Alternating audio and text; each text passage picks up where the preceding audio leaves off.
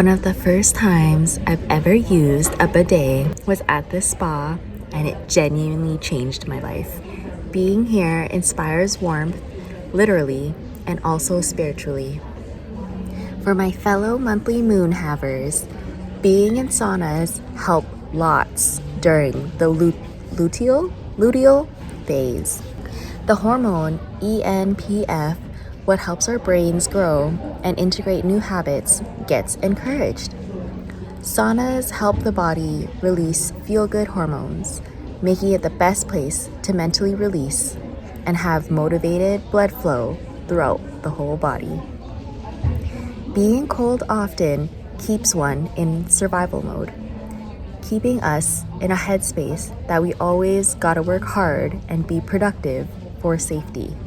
Our minds may say we're fine throughout the pain. Our bodies will know what is truly needed first. First time I came here and used the saunas, I learned I was holding on to heavy pain towards my family still. I addressed how I truly felt toward my dad and brother in a letter and went back into the saunas for comfort. My second stay felt different. I knew I was going through elevations, but I didn't know what was still being held onto. From kindness of staff to abundance of options for self-care, I realized many parts of me had room to integrate into this new energy of wealth and luxury. As someone who grew up in lack, I didn't see this life for myself even 5 years ago. My logical, masculine side had to calm down. For a bit, I kept trying to prove I deserved to be here. I had many lessons of surrender during my stay, by choice and force. I trust in masculine energy, especially within me and all the work I've done up until this point. I trusted my vision, I trusted my strength, then surrendered into divine feminine, a full trust in receiving, accepting, manifesting, and my magic. I'm still on the black ball. The last two balls are so hard.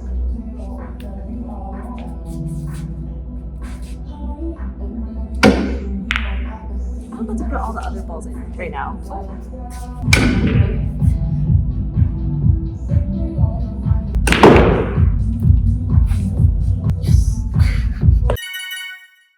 This is my kind of third place. This is my kind of third place. Exactly what I asked for in Reno. I know I'm sitting in my manifestations. I asked to be somewhere that's more social, that where I sleep is more welcoming, friendly. This place is perfectly filled with people. It has food, it has drinks, it's comfortable. There's so many ways to relax while doing my work. I'm so fucking grateful. I highly recommend, if you are in Toronto, if you work from home, if you work on your laptop, come here. If this is something you desire more in your life or just to experience it, come to the Ghost Spa. They have really good Wi-Fi. I've uploaded many YouTube videos here. Granted, it will take you like 3 to 4 hours, but I don't know, if you're spending your day like me, that is really small amount of time. I'm so happy. So many months in Reno, especially the last ones, where I just wished where I slept was also somewhere I could talk to people. I've spent so much time alone during this homeless journey that once I felt like I was really ready to be out in the community again, that's all I thought about. I think being here is a nice integration towards higher heights, owning how comfortable I am around wealth, around luxury. It's so nice to feel like every day is taken care of, and I just want to give a huge thank you to the people who have helped me stay here. I'm so grateful for your faith in what I'm doing, even though you don't really specifically know what I'm doing. I'm just happy that my happiness matters to the people who have helped me. They didn't need proof of why they need to help me. They didn't need my 5-year plan to be able to help me. They just were like, you need help? I got you. Someone who helped me very generously, all they said was, be safe.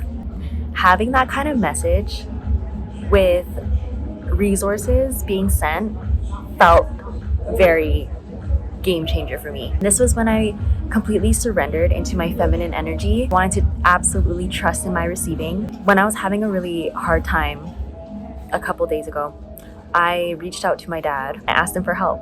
It's been 11 years since I asked him for help for anything.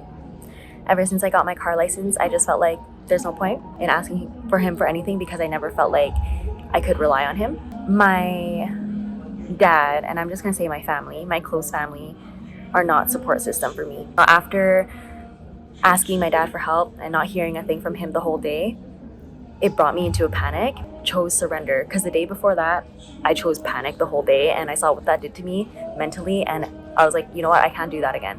I can't have 2 days where I'm in full panic mode. I want to just simply surrender and see what happens. I don't know what's gonna happen from this surrender. I don't know at all. I went into the jacuzzi after crying into surrender, and that's when I received help. And that was so unexpected. I received help from strangers faster than my dad in the ways that I wanted to be helped. I got a message from my brother the next day. Dad didn't say you messaged him, and I told him where I messaged him. All my brother could say was, well, Dad said you didn't message him. I'm not gonna try to make my point that I reached out when I literally said where and when I reached out. Bring yourself to try to connect with me. I'm done. Oh, your brother told me you messaged. Is there something you need? I'm so done being disappointed by the masculines from my close family. The only masculine I felt like I could ever rely on in my whole life was my grandpa. And after he passed, I literally felt like I lost all my support in my family. After him, I was like, I have no one. I still have my mom, I still have my grandma, dad, brother, but can I rely on them? No. They fill me with doubt all the time. They talk down on me all the time. My brother watches my TikTok. He sees some stuff I go through. Has he asked about it? No. You know, my brother never even asked about my accident. After I didn't talk to my family for almost a year and a half, I reached out to my dad and brother. I'm happy of their initial reactions, and I genuinely thought something was gonna come of it. But I'm not gonna keep bringing energy to my brother. I'm done. My dad and asking this time was like actually the final straw. I just kept hearing in my head, my dad has never shown up for me. I've been in so many sports teams. I've done so many extracurricular activities. I've gotten really high grades. I've gotten awards for school, for being an athlete. Has my dad ever come to anything? No. At one point, as soon as I reached high school, I was like, you know what? My dad never came to anything in elementary or junior high. I'm not gonna ask him to do anything for me in high school. And that's when I got my license. Mistrust toward my dad and brother made me feel like I couldn't rely on masculine energy. But being here at the spa has showed me that there are masculine energy willing to provide and protect me. And these people don't even know me fully. Like, they know me what they see online, but they didn't grow up with me. They didn't live in that same house as me. I don't owe my family anything. I've done everything on my own without them since I got my car at 17. I've always had in my heart empathy towards them. Oh, I can just be a human. Okay, my dad didn't grow up with the kind of love that I'm expecting. Okay, fair. He has 2 new sets of daughters, and I don't want to say like new. They're like, fuck. I'm 20 years older than one of them. How old am I? One is 8, and the other one I think is 6. I see that they have a version of my dad that I never got, and that's fine. I'm really grateful that they have each other as well. They seem very close, and I love that for my sisters. I just feel like I'm not really part of the family. I genuinely don't feel part of the family. I haven't felt that way in a few years. When no one asks me about my accident, and no one continues to ask me about anything, health-wise or anything, why would I keep them in my life? Why? This whole next season is for me. I'm really excited to see what it's gonna look like. Enjoy everything I created. Faced so much loss since my grandpa. This is a return back into my own life. After he passed, it was truly when I felt like I was alone. Now I no longer allow people to be in my life who make me feel alone, and that includes my close family. This next season is for me. I stopped waiting on others to believe in me and took a risk on and for myself. First couple days, I faced money blockages. Throughout every spiral of lack came spoken surrender to faith And not long after was I shown that divine is taking care of me. To build anything, one must be able to ask for help, shamelessly. What's so shameful about asking for help? That was the biggest thing I uncovered coming back here. Last time, I hated asking for help, resisted it so much that I showed myself I wasn't ready for elevation in the physical world, hence moving into a house that mirrored much neglect internally and externally. I saw what happened with my story when I wasn't happy or grateful for the wealth I was trying to call in. Being mindful of that this time, I wanted to keep surrendering. I knew I came back here for a reason. Stepping into the doors and finding instant comfort was the biggest sign luxury wealth is for me. I may have started life opposing it, not understanding the value of physical comfort. That isn't my story anymore. I deserve to be here. My feminine energy deserves to be here after all the work my masculine energy had done. My vision and goals are so grand. Why wouldn't the ways I relax match that? I feel a coming togetherness of higher versions of me that's been waiting ever since audience hallucinations on Molly. My inner child had always wanted to be a leader in some sort. I'm glad I finally know what I'm leading by example. From being hardened and faithless throughout the first quarter of my life, I found a way to make the rest of my life filled with peace, slowness, achievement, and spiritual. I won't ever make someone see life the way I do. I've tried for many years and it doesn't work. I saw someone say on TikTok, if you know how hard it is to change yourself, imagine trying to change someone else now. Change only happens within, and I can only hope to inspire going forward. Leading through inspiration instead of fearful coercion or constant shame is for me. The latter never works long term, and it isn't healthy either for the soul. If there's anything I encourage from my videos forward, starting with this one, rest. Rest mentally by allowing boredom to hit. Rest spiritually by being mindful of only your energy. Rest physically by taking more naps, releasing task to task. Go to your nearest spa. Rest emotionally by reflection. Whether it's writing, recording, or simply talking out loud, finding out what emotions are being stuck and stored is very helpful. Without rest, we're stiff. This is a sign to check how stiff you feel. Rest helps with memory. If one doesn't remember their connection with their inner child, how do you remember how to have fun? How do you remember to imagine and play? This is the first time I'm working out in basically a year since I've lifted weights. And that's okay. You know what the motivation was for today? I felt so annoyed and angry. I just feel a little bit out of control concerning my environment. So tired of being the bigger person. I tell myself every day, don't mind their energy, focus on yourself, mind your own business, transmute it. Maybe find it empowering that people are talking about you, looking at you every single fucking day. So tired about it. Because it's not even like I have my own room to go into here. I just have to deal with it, or I have to move around, and that's fine. Like, I'm really not complaining about being at the spa. I promise I love being here, but I reached a point where I'm like, I'm really happy if I stay, and I'm really happy if I go. I'm still gonna try to make the most out of everything, but I'm just so annoyed that people can't mind their own business. What I'm feeling extra sensitive about today is girl groups. I'm so tired of mean girls staring you down, and then when you look at them, they're just like, it's so annoying. Why do I have to be constantly told to be the bigger person when it's one of me and like 6 of them? The thing with mean groups for me is that that's my old friend groups, that's my family. So it's not just strangers, it's just constantly triggering that there are groups of people always not wanting the best for me and sending malicious energy my way. I was praying in the locker room and I started to cry out of frustration. Can I please see my soul family in person? Can I please be surrounded by people who cheer me on and support me? And of course I have people online and I have really sweet staff around me, but it's like, if I had one person being like with me and they were like, oh yeah, fuck these people, let's just do our own thing, that would make me feel 100 times more empowered. Almost feels like I've trudged on throughout this journey of bullying alone, like overcoming bullying energy. Of course, at one point you do have to do that stuff alone because you don't want to rely on someone to make you feel safe. But I'm just tired. Now I'm working out. So just so you know, if I have a hot ass body coming out of this, it's because I'm alchemizing anger from the external world. Y'all, I used to be able to do 40 pounds. You know what I just did?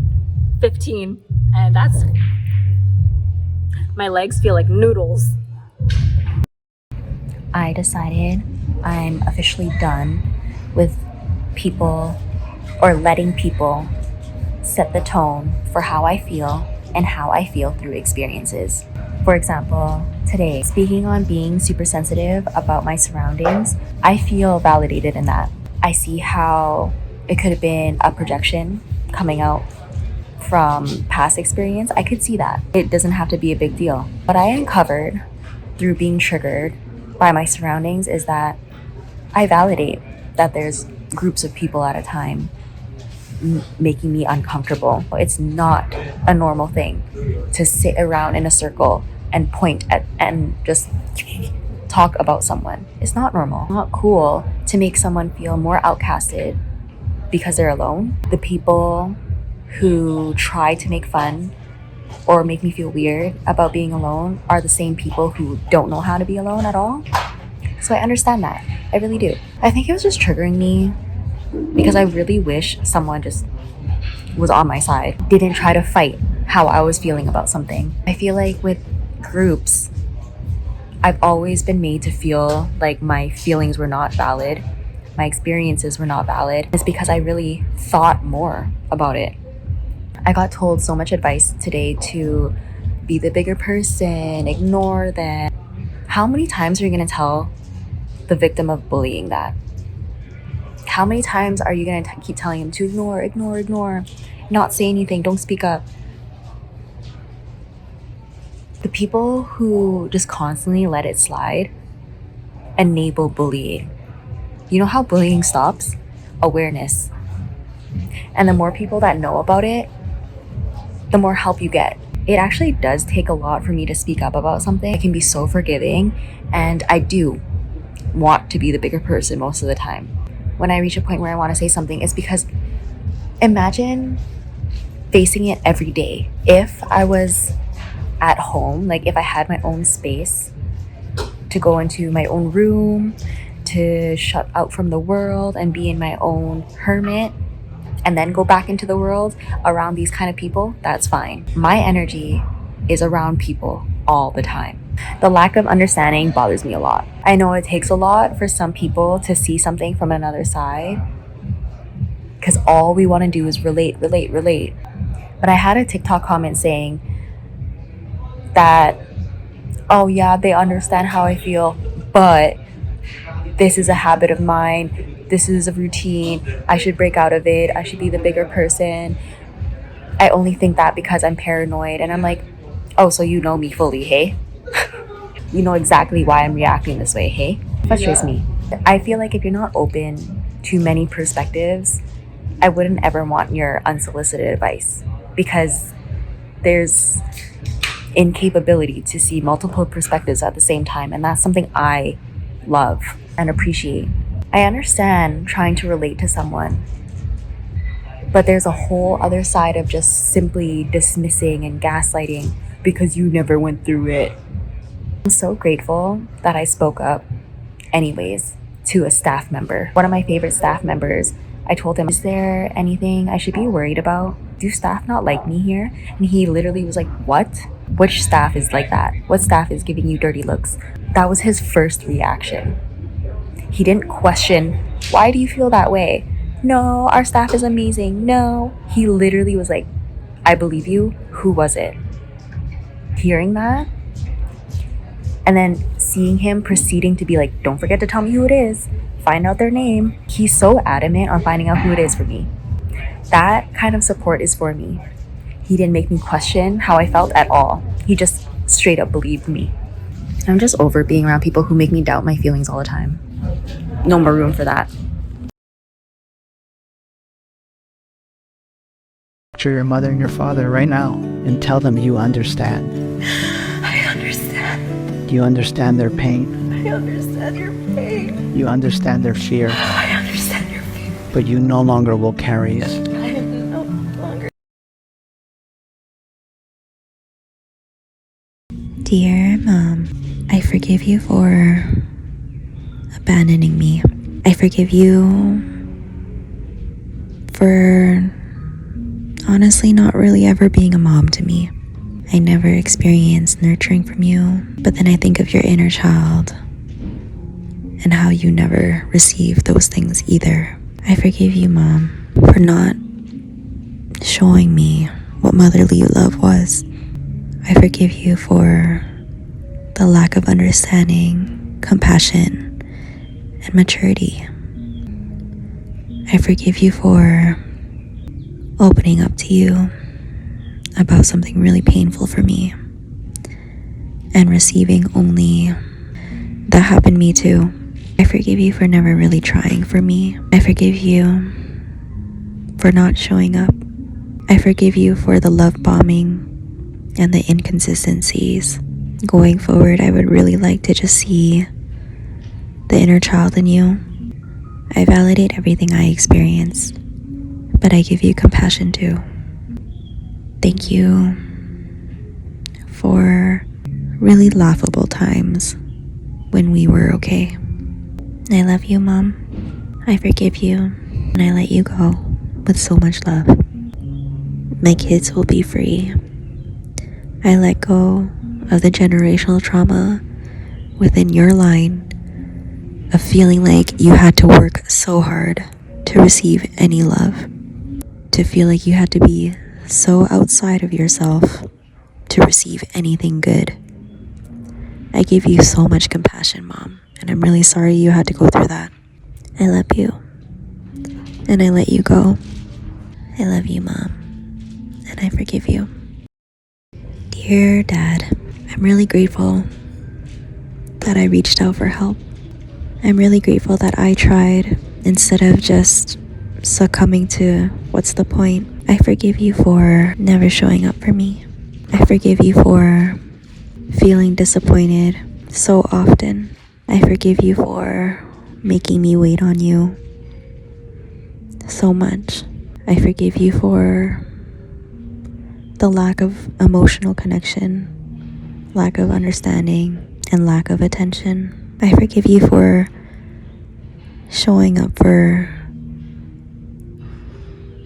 the brother more than you ever have for me. I forgive you for the misogynistic lessons that you tried to put onto me, despite not knowing why you were doing that. I forgive you for your lack of protection and provision. I forgive you for half-assing effort. I forgive you for gaining my independence out of rebellion and burning bridges. I forgive you for excluding me out of the family. I forgive you for the singing lessons you said you'd take me to and never did. But Dad, I really do forgive you. If Tha and Ye were able to treat me very poorly in less than 10 years, I cannot imagine how they treated you. I give so much love to your inner child, and I just want to see you that way. I give so much compassion to the childhood you never had. Dad, I love you. I've put you on a pedestal despite everything because I felt like you were the most consistent guardian I ever had to physically live with, and because I saw you the most out of all the guardians, I just held on to so much compassion and forgiveness. I love you, Dad, and I let you go. Thank you for trying your best. being the single parent. Thank you for trying your best with what you knew. I'm sorry that you didn't get the love you deserved as well, but I hope you do. To both my parents, I love you. I forgive you both. I send you so much love. Going forward, the best way I know how to love you is to love myself even more. I hope that when you see me and when you look at me, you feel proud that despite everything, this is what I made of my life. I don't wish anything bad on you guys. I no longer want to carry any more negative feelings and thoughts toward you both. The last few years was a lot of forgiving, and it came in waves, but I feel really concluded in the pain now. I don't want to hold on to it anymore. I want my kids to feel free, and that starts with me. I hope one day when we see each other again, you get to see grandchildren very free, happy, and loving. I learned a lot from my experiences, in good ways and bad. The generational trauma stops here though. Thank you both for everything. I love you so much, and from afar. You both are in my prayers, and you both are always in my heart. But as of right now, letting you go feels best for everyone, especially me. I love you, Dad. I love you, Mom. I'm really sorry that it's the way it is between all of us. In a different reality, I would have grown up seeing you guys together. I send you both happiness, comfort, and love. I'm sorry. I'm sorry that I couldn't save you guys. It's all I ever wanted to do growing up. I've always wanted more for you both, and I wanted to be the one to help get us all there. But I needed help too. I hope life is gonna be good for you guys. I hope maybe you might watch this one day. I hope one day you'll want to hear my side of the story for everything. But for now, I say farewell. Thank you both. I love you so much. From your eldest daughter, I love you, and I let you go.